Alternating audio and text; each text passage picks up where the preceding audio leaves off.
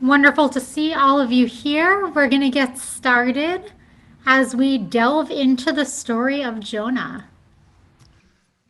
Thank you, Rabbi.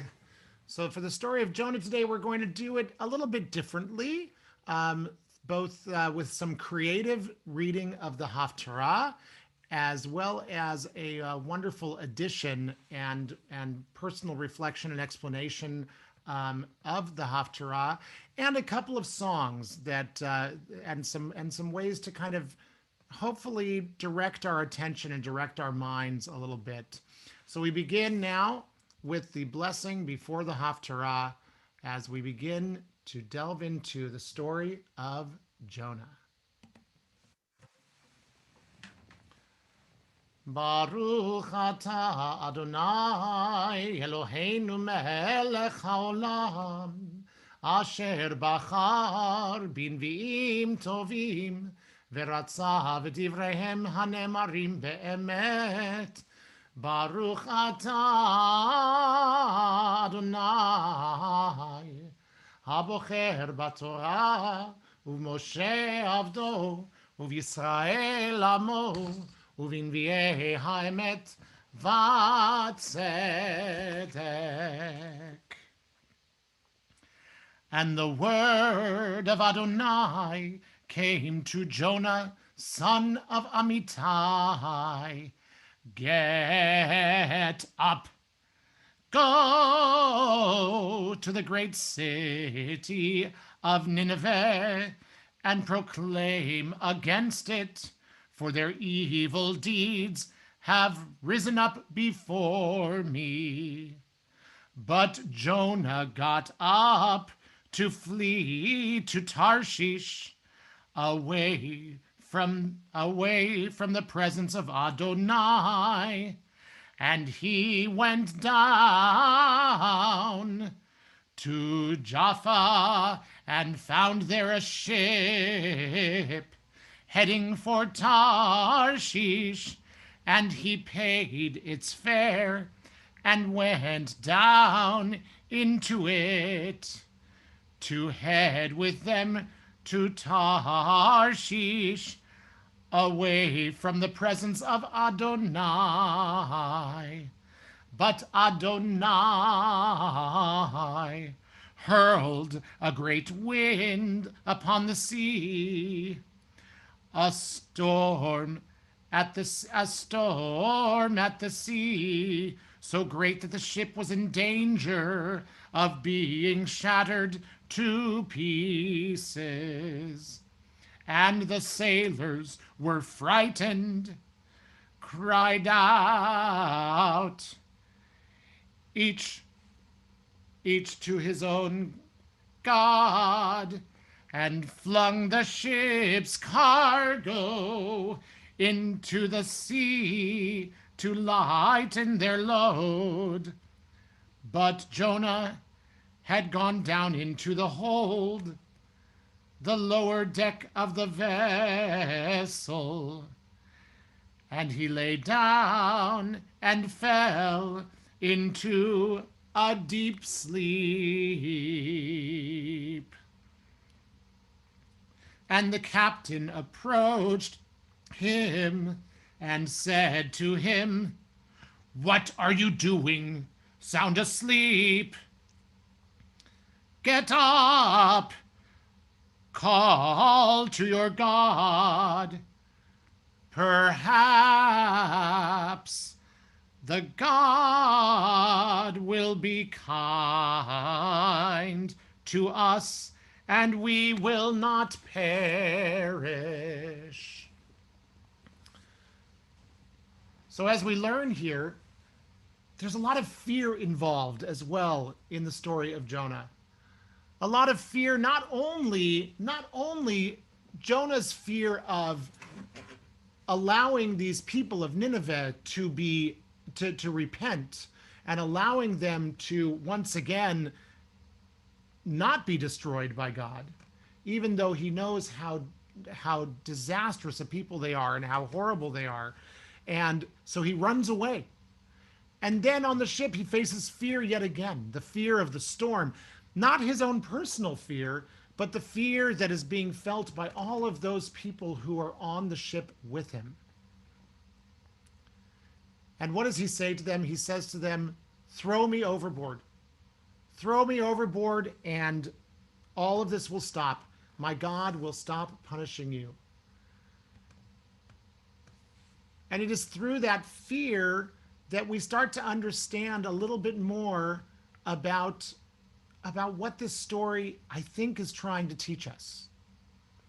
The story is trying to teach us that we can't be held back by our fear in some ways.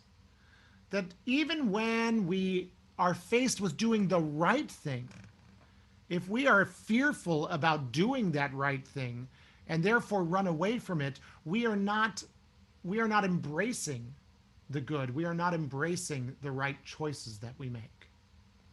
So I share with you this interpretation now. This interpretation by my dear friend Alana Arian of these words by Reb Nachman of Bratslav, who said, Kol haolam kulo gesher tsar me'od. And while I share these words with you, while I share this song with you, I'd like for you to consider a time when you perhaps misjudged a person or a situation, only to realize when you overcame your fear that there was a great reward ahead of you.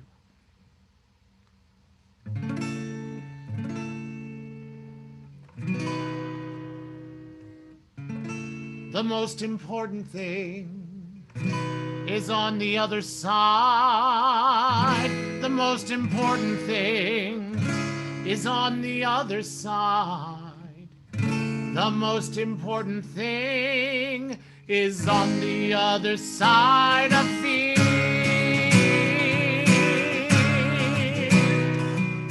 Kol haolam kulo.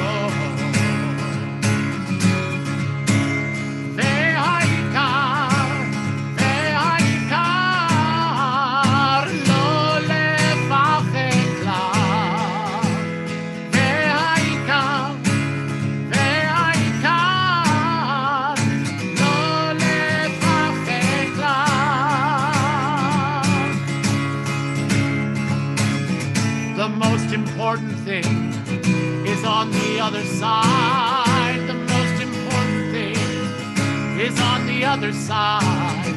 The most important thing is on the other side of fear. Kol haolam kulo. Kol haolam kulo.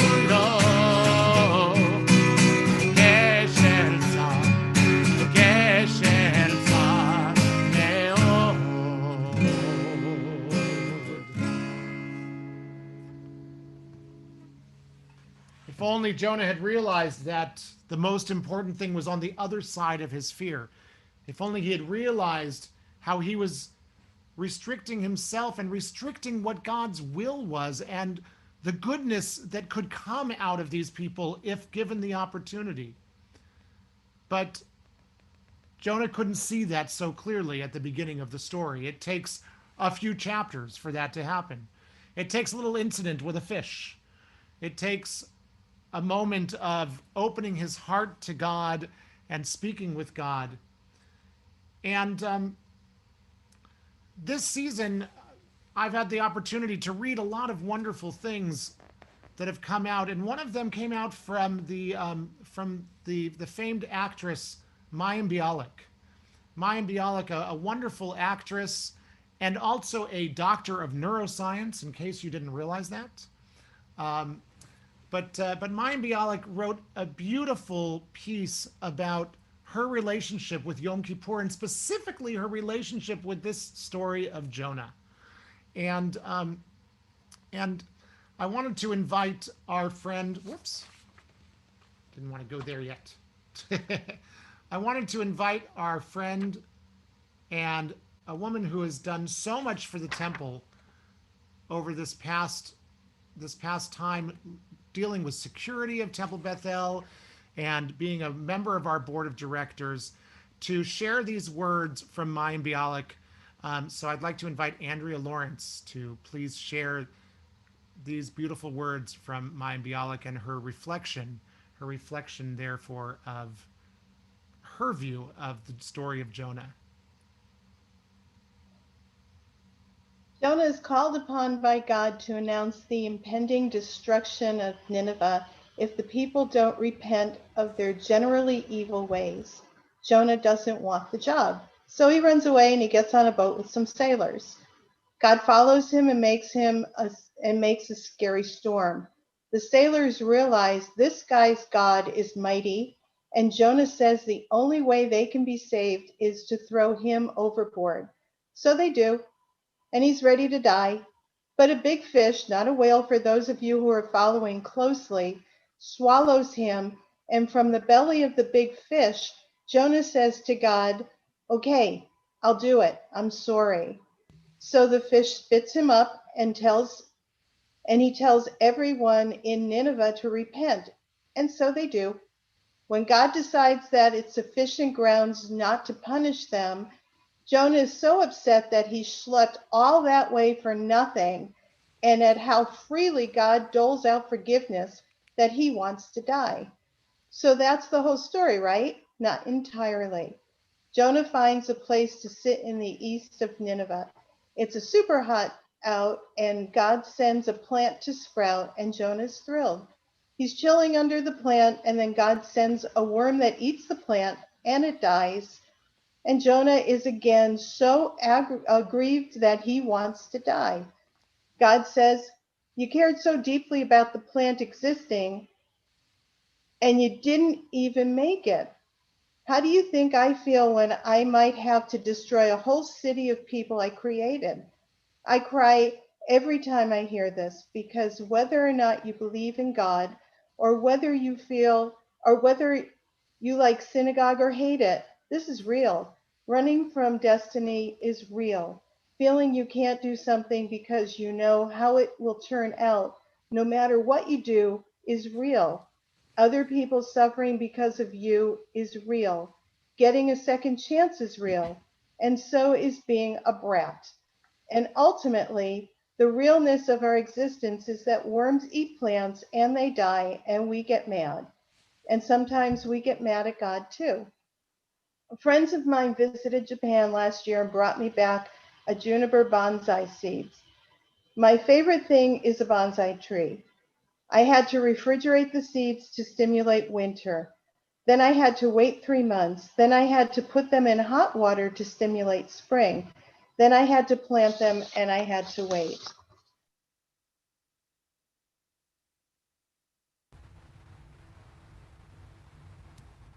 Andrea, you hit your mute button Yeah, accidentally. sorry about that. Right after planting them and having to wait. That's where Okay, we I heard the waited last and thing. waited, nothing happened, and I was about to throw the whole thing out when I saw two sprouts. I cried. I watched them so carefully. I sprinkled them with water. I rotated them toward the sun, and they looked strong. And then they fell over, a few days apart, flat on their faces, dead. Then a third one sprouted 4 days later. I added some soil. I watched it so carefully. I sprinkled the water and rotated it to the sun. It looked stronger than the other two. "This is it," my soul rejoiced. The stem looked stronger and thicker than that of the other two. This was happening. I was going to grow a bonsai. And then one day, my sweetest cat, who is the most kitten like of all my cats, did something she wanted to do very badly. She ate it. She bit off the top. I cried again. She killed it. That was the last sprout. There will be no more. My frustration was enormous.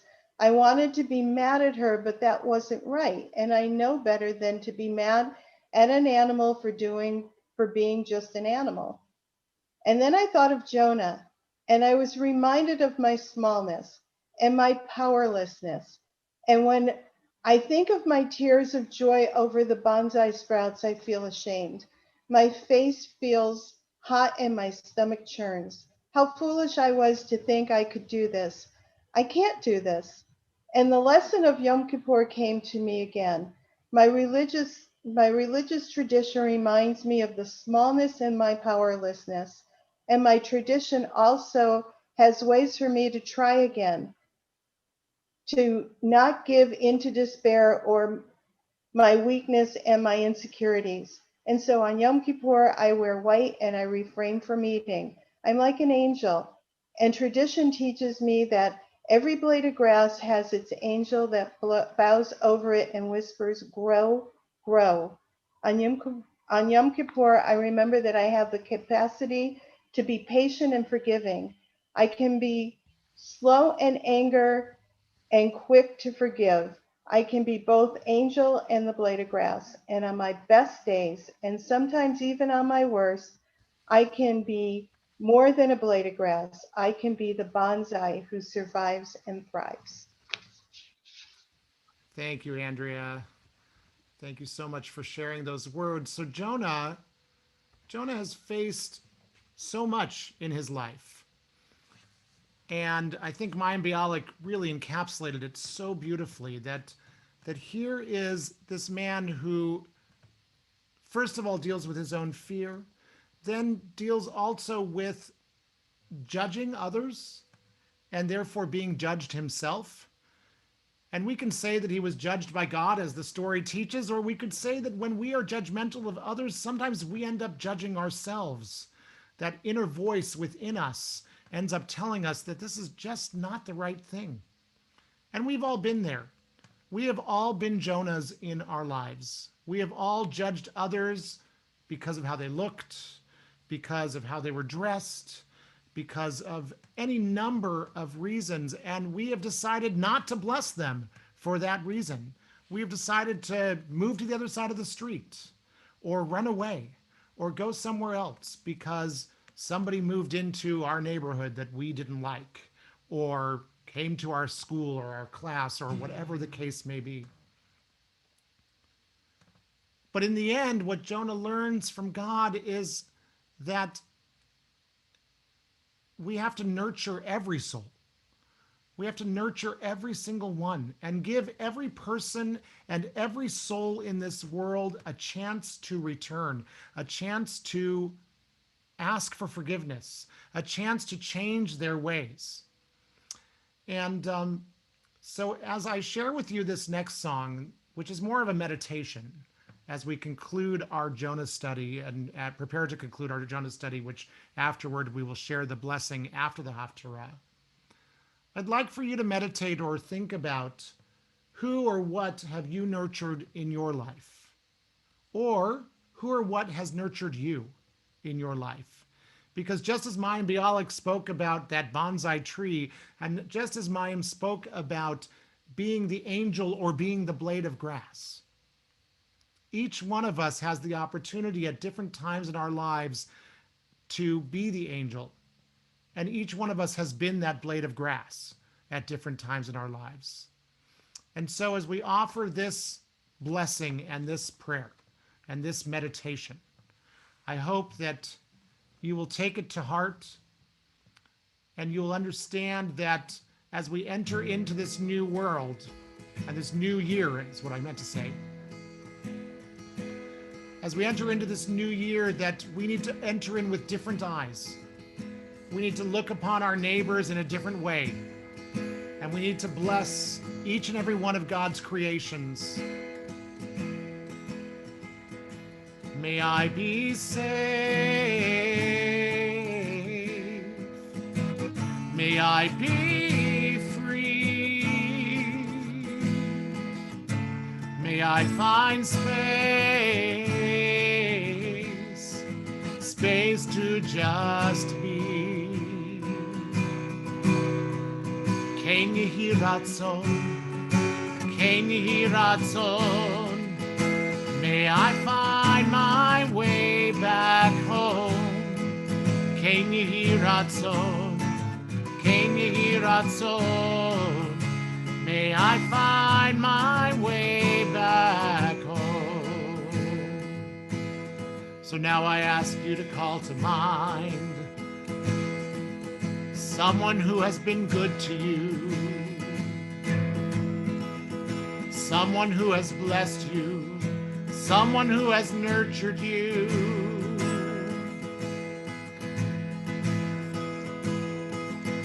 And offer them this blessing. May you be saved. May you be free. May you find space to just be. Ken Yehi Ratzon, Ken Yehi Ratzon, may I find my way back home. Ken Yehi Ratzon, Ken Yehi Ratzon, may you find your way back home. Now I ask you to call to mind someone who is difficult for you, someone who is like Nineveh to Job, someone who you have a hard time blessing and accepting. And instead of being Jonah, bless them with these words. May you be safe. May you be free. May you find space to just be. Ken Yehi Ratzon, Ken Yehi Ratzon, may you find your way back home. Ken Yehi Ratzon, Ken Yehi Ratzon, may you find your way back home. So now we do something easier, and we call to mind all that is good in this community. Everyone that blesses us, everyone that we have nurtured or has nurtured us, this blessed community where we find strength, where we find courage, where we might even find our voices to bless ourselves and each other. May we be saved. May we be free. May we find space to just be. Ken Yehi Ratzon, Ken Yehi Ratzon, Ken Yehi Ratzon. May we find our way back home. Ken Yehi Ratzon, Ken Yehi Ratzon. May we find our way back home. And I pray that it doesn't take a big fish to swallow us up and to spit us out, to have us find our way back home. And I know that as I see all of your beautiful faces here, as I see all of us coming together to learn and to grow and to welcome this new year and to welcome the newness of this year, I know that we will not be Jonahs, but we will be ones who bless those, even if we're not sure how to, even if we're not sure how we feel about them, but because we know that they are like we, B'Tselem Elohim, created in the image of God. Baruch atah Adonai Eloheinu melech haolam, צור כל העולמים, צדיק בכל הדורות, האל הנאמן, האומר ועושה, המדבר ומקיים, שכל דבריו אמת וצדק. על התורה ועל העבודה ועל הנביאים ועל יום הזיכרון הזה, שנתת לנו, אדוני אלוהינו, לכבוד ולתפארת. על הכל, אדוני אלוהינו, אנחנו מודים לך ומברכים אותך. יתברך שמך בפי כל חי, תמיד לעולם ועד. ודברך אמת וקיים לעד. ברוך אתה, אדוני, מלך מוחל וסולח לעוונותינו ולעוונות עמו בית ישראל, ומעביר אשמותינו בכל שנה ושנה. מלך על כל הארץ, מקדש ישראל ויום הכיפורים.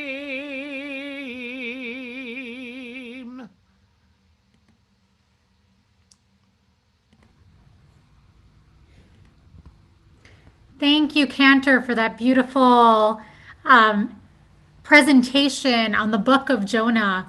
And what's so beautiful, I think, about studying any of these books is that there are so many different interpretations that we can have of them.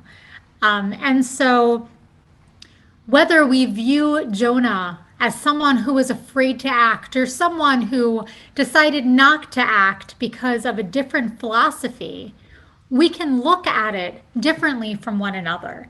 And I think part of the reason, in fact, I know our sages teach that part of the reason we all come together to study is so that we can have the opportunity to learn from one another, to gain one another's perspectives. Now, we just heard a lot about Jonah, and Jonah, of course, had this sacred calling. But right now, I want to take us in a different direction to a few other people who had a sacred calling. And in particular, what we're going to be talking about is there are times, as we know, when a leader needs to stand up and be a leader, and yet the people around them might not agree with what it is that they feel very strongly about. And so I titled this, The Art of Dissent.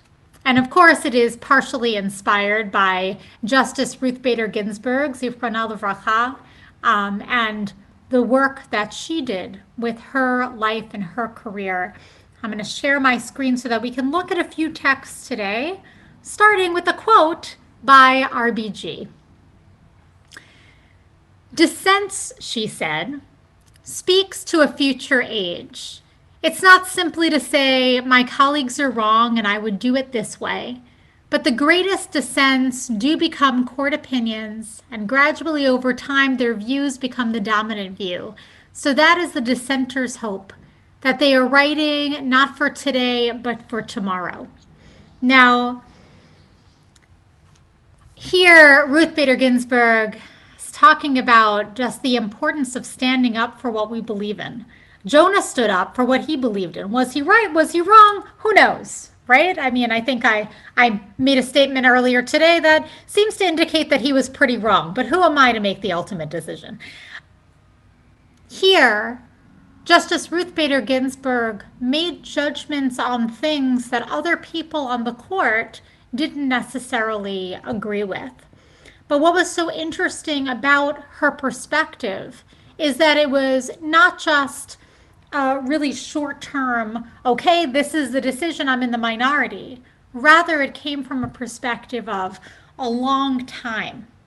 And okay, what's not accepted today might be what's accepted tomorrow. So why am I bringing this in? Because a lot of these ideas that Justice Ruth Bader Ginsburg taught come straight from our texts. And the first evidence of that is right here in Mishnah Eduyot. This is around the first, second century that this is put together, just to give you an idea of time that we're talking about here.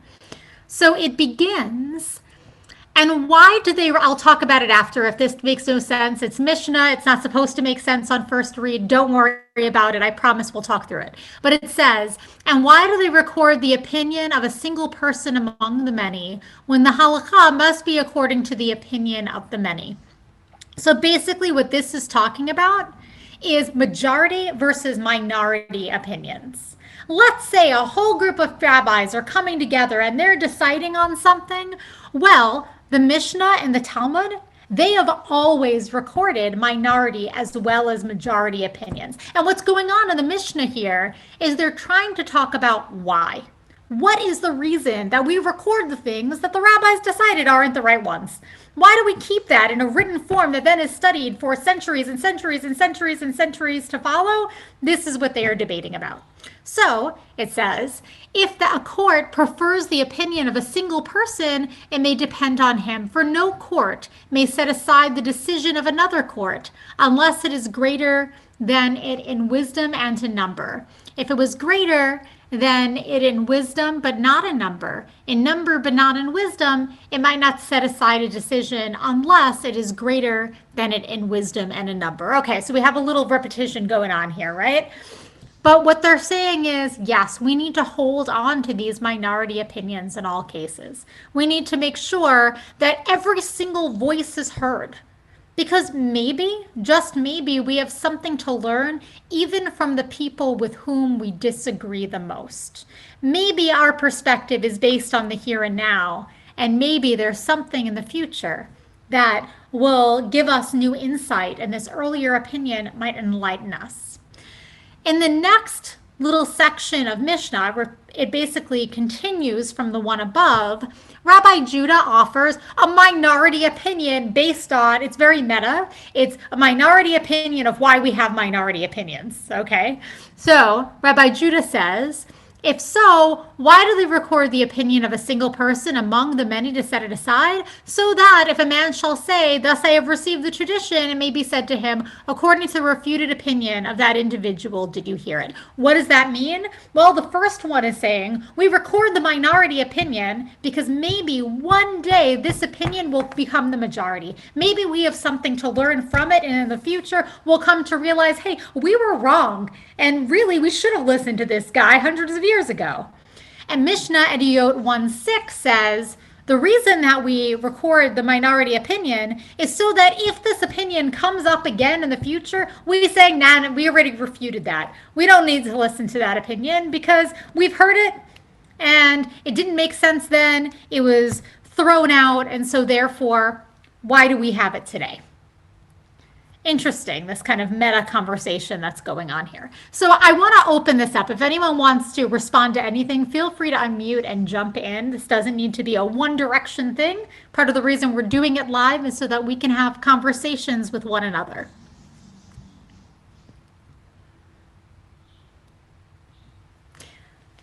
So you can certainly feel free to jump in, but I'm going to continue with the next text. Which comes from the Talmud. This is 4th, 5th, 6th century, depending on what scholar you're listening to, that it was redacted. The text was coming to fruition all throughout this time. So it was incumbent upon Zedekiah to discern between actual prophecies and false prophecies. So what's going on here? Okay, so basically in this text, they're talking about how do we determine if someone is a false prophet or a true prophet? How do we tell the difference between the two? And essentially what they're going to say, I'm not going to read through this whole thing, but essentially what they're going to say is if a prophet is given a prophecy from God, and every single prophet who hears it, every prophet says the exact same thing and the exact same language, that's how you tell that the prophecy is false. So it's saying even if the prophecy comes from God, unless a prophet can internalize it, unless it is something that people can make sense of in our everyday life, it is false because it doesn't have a relevance today. You can't just have one voice it's teaching. You need to have multiple voices. And wherever there's only one voice and there's no difference, you know that something is wrong. As you look, I included one of my favorite Oscar Wilde quotes here. When people agree with me, I always feel that I must be wrong. And I just think that that is such a great quote because basically it's pushing us to have conversations with and to really take in the views of other perspectives as well. Indeed, we look at the next text as well, Talmud Bavli says, one who studies Torah from only one teacher will never see a sign of blessing, will never achieve great success. So it's very similar to what I said earlier, right? That if all of us are studying Torah individually, then we'll only see a small little piece of it, and it won't nearly have as much meaning as it would have otherwise. Any comments or thoughts or anything that anyone wants to jump in with? That's why we always study Torah with at least one partner, ideally even more. Exactly. We need to come together in community as a group because we have so much that we need to learn from one another.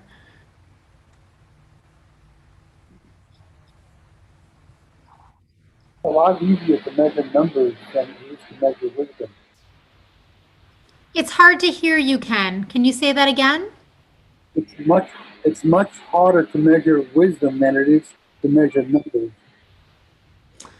It is harder to measure wisdom than it is numbers, right? In the earlier text where it's saying they need to have greater wisdom and greater numbers, well, it's kind of arrogant to say, I have greater wisdom, so your opinion doesn't matter. Well, in that point, right, wisdom is really what does the majority agree is the greatest wisdom, right? It's a matter of perception and norms. And perceptions can change over time, right? Imagine how people viewed the world a few hundred years ago compared to how we view it today. How people view the world in South Korea as opposed to here, or North Korea, or it's just, it very much is a matter of the perspective that we bring to it. It's also a matter of how you were brought up and what your life experiences have led you to, that you may have a point of view that are entirely different from anybody else's, but equally valid. If you're quoting your own life, who can say, oh no, you didn't do that? Exactly. We all come with those different things. There was one time that my kids overheard someone calling someone else weird. And I taught my kids, you know what? That is the greatest compliment that you can get because it means that you are an individual with your own mind willing to do your own thing. And what if we looked at it that way? What if we wanted to uplift every single person for their wonderful weirdness and their wonderful differences of opinion? It's a great thing to be able to celebrate, I think. And I'm looking at the chat a little bit as well. Thank you, Ken, for speaking up. And Bonnie saying that you see that it's important to study with more than one Torah teacher as well, and you can memorize on your own, but study requires a partner. Exactly. There's so much that if we're working on our own, it might take us a long time to be able to see things from other perspectives. We can gain so much from just being in chavruta, being in a sacred partnership with one another. I think the challenge is also to choose to study with people who have different points of view. That is a really good point because how often do we surround ourselves with people who look at the world just like us? And we need that, and it's good for us to have people who can affirm us. But the opportunity to sit around the table from people with totally different backgrounds and totally different perspectives, we don't have enough of that, do we?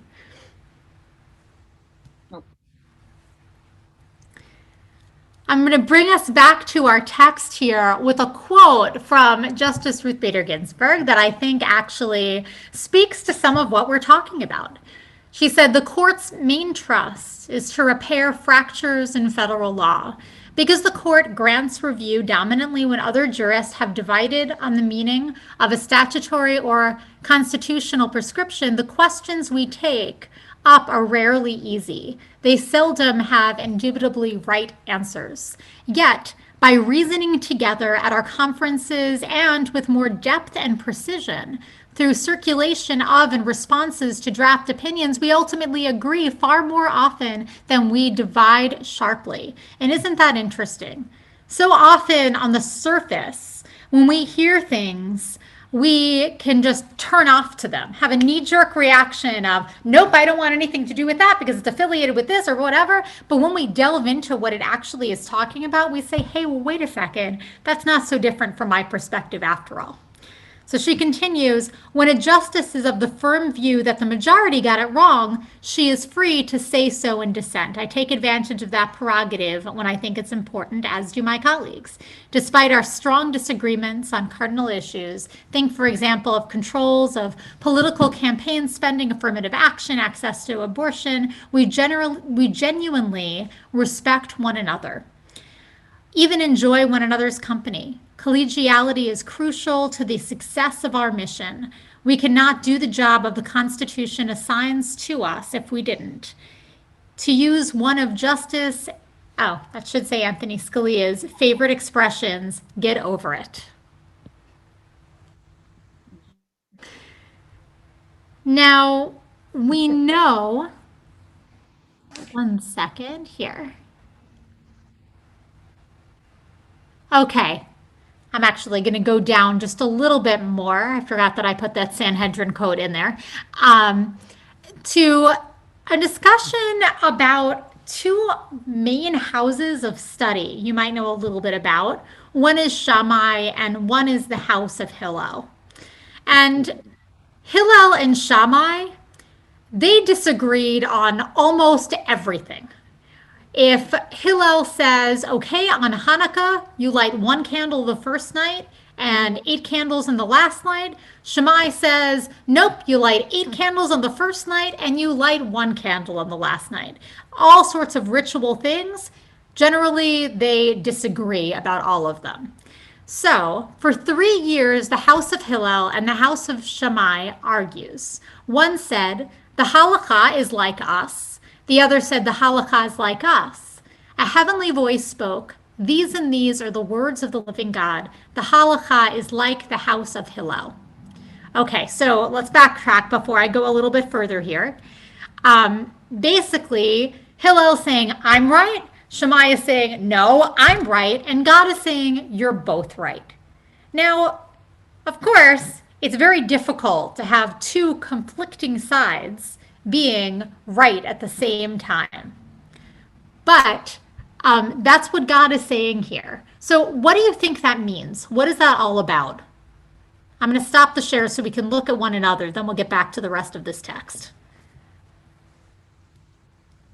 Elu ve'elu. Rabbi, I think just because you have a difference of opinion doesn't mean one of the opinions is right and one is wrong. Kind of goes back to the Judge Scalia, just get over it. We can all be right and agree to disagree with our differences. There was a book that came out a few years ago that's called You Don't Have to Be Wrong for Me to Be Right. That's so often we can look at the world in terms of black and white, but that's just not how the world works. Yeah, I really agree with what Michelle said. That's why the word is opinion, right? So there's a rainbow of perspectives. That's not meant in a political sense, but there's a spectrum. I'm an engineer, so I could put it that way. There's a wide range of views. That doesn't mean 3 or 10 different views. There's only one that's right. Just each of us, as you said earlier, come from our own perspective, and Catherine said, from what we've lived in life. Thank you. And I love how you bring in that rainbow metaphor, because in my sermon this morning, I talked a little bit about a commentary by Rabbi Shmuley Yanklowitz. And in it, he actually says that Jonah sees the world through black and white, but God sees the world through a rainbow. And perhaps right here, all of these teachings are talking to that perspective as well, of having a rainbow of nuance in the ways in which we look at the world and how easy it can be to get ourselves stuck in black and white. Because things are presented that way so much of the time, but that's not actually the reality. So Shammai was focused on God's sense of justice and kind of based his decisions on that, whereas Hillel was focused on God's sense of mercy and based his decisions on that. And I think the idea was there's a place for both, and both are aspects of God. Beautiful. That's true. I didn't get into the specifics of it, but that is exactly right. There's deen and there's chesed. There's judgment and there's loving kindness or compassion. And there does need to be a balance. There is a time and place for them, and there are times where they need to overlap. Thank you for adding that. And that what is right for us today may not be right for us tomorrow, as RBG said. And beyond that, that there really is no right and wrong, because our perspective is so incredibly limited. Only God knows, true right and wrong. So all we can kind of do is step back and get silence to hope that we, actually hear that righteous word. Yeah, absolutely. I want to bring us back to the rest of this text just so we can see how it ends here. But thank you so much for all of your input. That's beautiful. Sorry, my daughter's getting calls on my phone. So it concludes, it says, yes, these and these are both words of the living God. And then the question was raised, since the heavenly voice declared both these and these are the words of the living God, why is the halakha established to follow the opinion of Hillel? So yes, they're both correct, but Hillel's perspective is very often considered to be the majority opinion, and Shammai is often considered the minority opinion. That's not always true, but it's true more times than it's not. And so the Talmud says the reason that Hillel is picked is because the students of Hillel were kind and gracious. They taught their own ideas as well as the ideas from the students of Shammai. Not only for this reason, but they went so far as to teach Shammai's opinions first.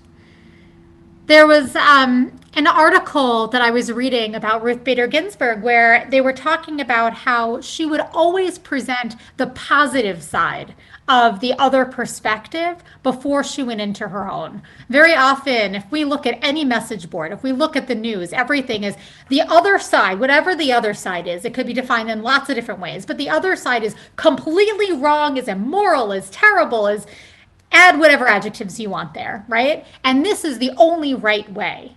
But that's not how Justice Ginsburg went about it, and that's not how Hillel went about it. They said, here's this opinion. It has merit. These are the reasons why it has merit. But ultimately, this is the conclusion that I myself come to. And there's a lot of respect in that. So that's a lot of the power, I think, of this relationship between Hillel and Shammai. And they also talked a lot about the positive relationships that took place between the two. So this text here from Yevamot talks about how Beit Shammai didn't abstain from marrying women from the houses of Beit Hillel or vice versa. Very often, if you have two sides that are so different from one another, okay, let's marry our own. We only want to associate with our own, but that's not what happened here. What happened was they wanted to teach that the importance of showing love and friendship toward one another, even people with whom we disagree, in order to uphold the statement of you have love, truth, and peace. What if we were able to do that more in this country? I think it would be a really, really wonderful thing, and it certainly is one of my prayers. But of course, even these best relationships, like the relationship between Hillel and Shammai, has rocky moments. And that's written here in these two texts, one from Talmud Yerushalmi and one from Talmud Bavli. Talmud Bavli was from Babylon, and the Jewish community in Babylon after Jews were exiled from Israel, and Yerushalmi was from Palestine. So really there are these two different bodies of wisdom. So Beit Shammai thrust a sword into a study house and declared, whoever wants to enter may enter, but no one may leave. On that day, Hillel sat in submission before Shammai like one of the students, and it was as wretched for Israel as the day on which the golden calf was made. So there was a moment in which Shammai began to attack the people from Hillel. They forgot the sacred connection, and the relationship started to dismantle. Talmud Yerushalmi teaches that was a day as wretched for Israel as the day on which the golden calf was made, just like in Talmud Bavli. It was taught in the name of Rabbi Yeshua Onia. The students of the school of Shammai stood below them and began to slaughter the students of the school of Hillel. It is taught 6 of them ascended, and the others stood over them with swords and lances. And so we see this complete coming apart of these two groups. Ultimately, Hillel and Shammai, after a period of time, would be able to come back together, and that's a story in its own right. But I think that even when we're looking at Hillel and Shammai, very often we hear about the positives of their relationship, but we don't hear about the times where they struggled, because every relationship struggles, and Shammai and Hillel did as well. Any thoughts and comments or any of that, or anything you want to bring in from things that you know previously?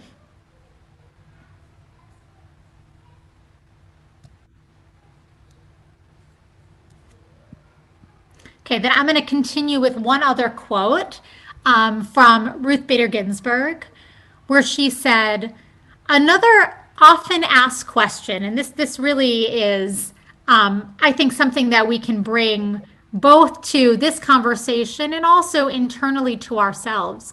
Another oft asked question when I speak in public is, do you have some good advice that you might share with us?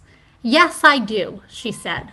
It comes from my savvy mother-in-law, advice she gave me on my wedding day. In every good marriage, she counseled, it helps to be a little deaf. I have followed that advice assiduously, and not only at home through 56 years of marital partnership, non-pro. I have employed it as well in every workplace, including the Supreme Court. When a thoughtless or unkind word is spoken, best tune it out. Reacting in anger or annoyance will not advance one's ability to persuade. The only way that Hillel and Shammai, after everything that they had been through, would be able to rebuild a relationship is by being a little deaf to the mistakes of the past, by enabling them to have a little more trust for what's going on in the future.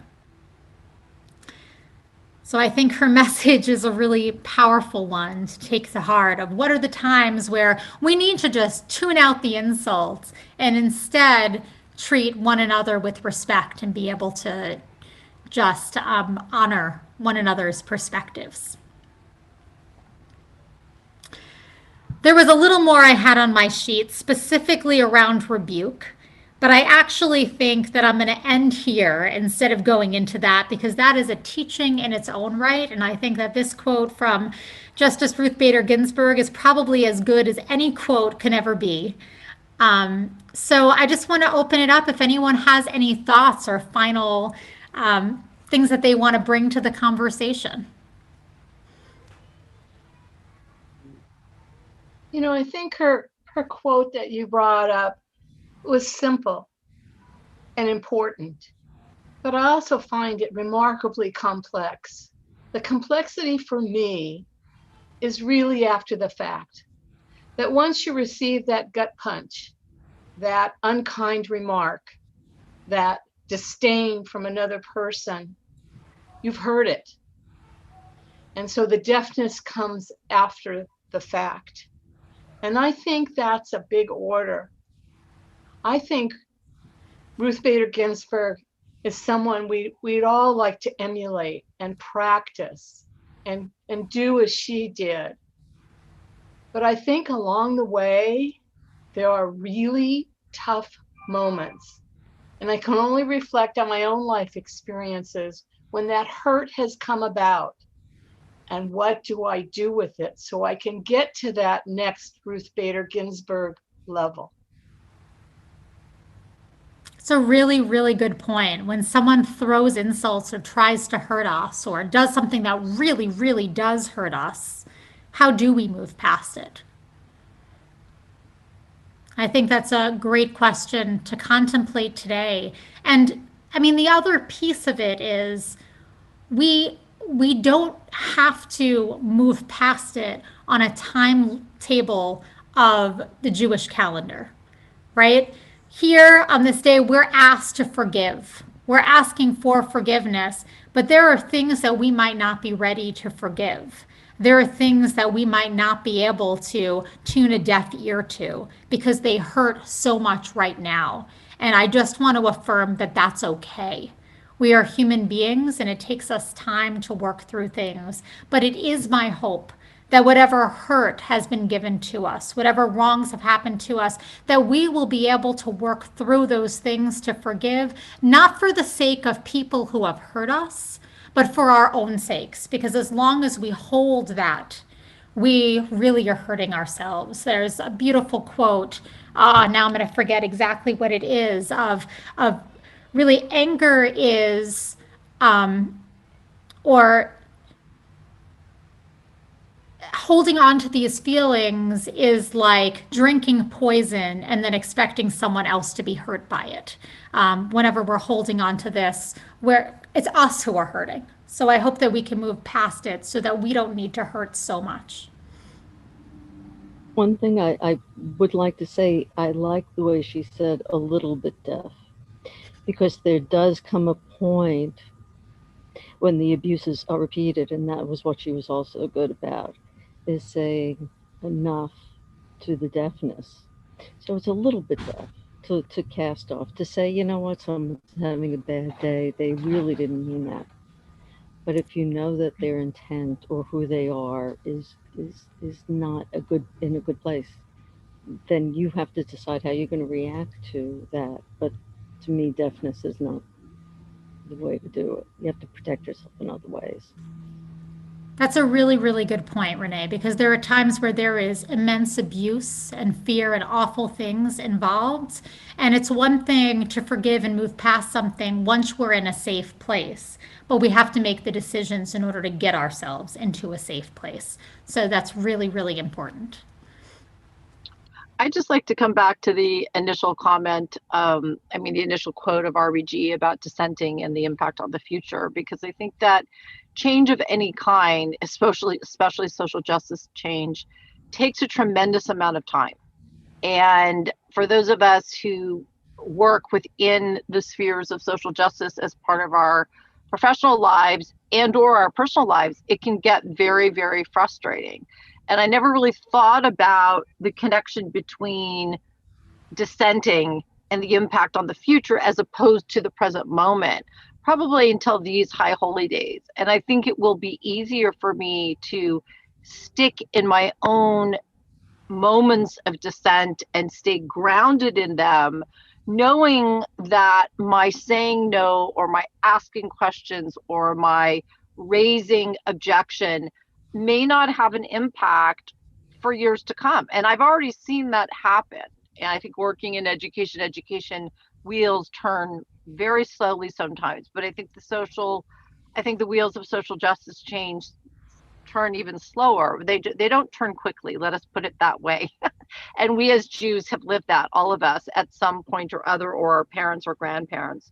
So I thank you for highlighting that and for also connecting it with our ancient texts. I really enjoyed that. So thank you so much. Thank you. Yeah, I just hope that whenever we are in a moment of fear about the current right now, that we can remember the long term and that we can work towards creating a world that we wish to see in the future. Because we have been through difficult times before, we will be through difficult times in the future, but every incremental step can bring us a little bit closer to creating the world that we wish to see. So I thank you so much for joining in study and in conversation today, for all of your absolutely amazing insights. I am so humbled and grateful to be able to study Torah with every single one of you. And we are going to have a little bit of time before we come together at 3 o'clock. Not a lot of time, since we don't need time for meals and things like that. We're trying to make sure there's opportunities to keep everyone busy throughout the day. But at 3 o'clock, we'll have an opportunity to either do meditation with Pam Tarlow. If you need the link, please stay on. We'll make sure that you have it. There it is. Thank you, Cantor. So there's the link right there. It'll be starting at 3 p.m. It's also in your email if you need it. And of course, you can reach out if you don't have it. Yeah, Howard, do you have a question about that? You're muted. Can you unmute yourself? We can't hear you. Hopefully we can figure it out right after this because we definitely want to take care of whatever you need. But the other option at 3 p.m. is to come right back here at the same link where we're going to be doing a healing service. And so we hope that you can take advantage of either of these things. And at 4 o'clock, and then we'll have a break after our 3 o'clock, and we'll come together for a Yizkor service at 5 on the dot. And then at 6, we'll begin Neela, our final service. So And thank you Rabbi, all so much. Rabbi, I've just been informed that I put the wrong link in there, so I just want to change that very quickly. Oops. Maybe Carrie, could you share that link with everyone that you just shared with me? Of course, I'll send it right now. Just throw Thank it you. in the chat for everybody. Oh, Howard, you're unmuted. What were you saying? Just real quick on just a follow-up point on the conversation. In the many years of social justice and all the conflict that comes with it, I found that you develop a skill in managing the conflicting views, yours, theirs, and it's not like everybody agrees. It's just that with the group you're working with, you somehow learn to keep moving forward and keep above the fray. And that's a skill that comes from all that interaction. And it gets bumpy, it gets rough. I somehow found it fun, even though it raised my blood pressure. But I think that's a skill that all of us can benefit from. So I hope this is a year where we all have chances to gain it. Thank you so much, Howard, for that. I also want to thank Tom Rosenberg for being our greeter throughout this opportunity. And yeah, the link is now in the chat. Thank you so much, Carrie, for doing that. And I look forward to seeing everyone later on. Yeah, mute me again, Rabbi.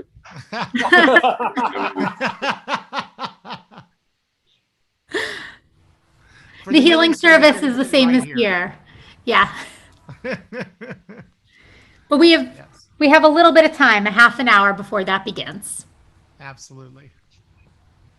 Thank you, everyone, for learning with us and for spending this time. This has been the greatest Yom Kippur service I've ever been in. Thank you, Howard. We've never had a congregation discussion like this that I can think of in roughly 23 years of involvement there. I just loved every second.